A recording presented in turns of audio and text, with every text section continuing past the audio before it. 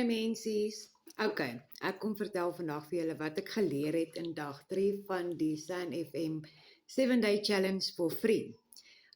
Vandag het ons geleer van hoe om waar om jou video's te gaan kry, jou content video's.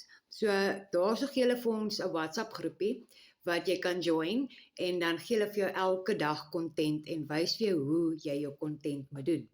Hulle leer ons van ChatGPT om soos 'n pro te kan lyk.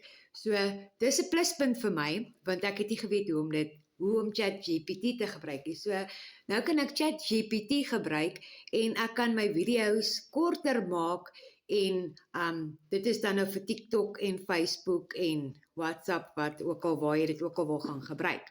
So ja, mense leer baie en ek is nie een keer spyt ek het ingegaan nie, soos ek sê ek het nie 'n sent betaal nie en ek kry inligting en ek weet ek kan leer hoe om my eie online besigheid te hê en 'n ekstra inkomste te maak, want ons almal soek tog daai ekstra inkomste.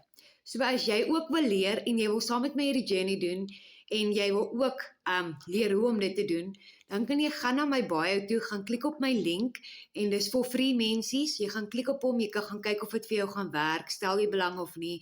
As jy nie wil nie, dan is dit ook fyn. Dan kan jy my net dophou en jy kan sien hoe ek vorentoe gaan en my ekstra geldjies maak. So, julle moet 'n lekker dag hê.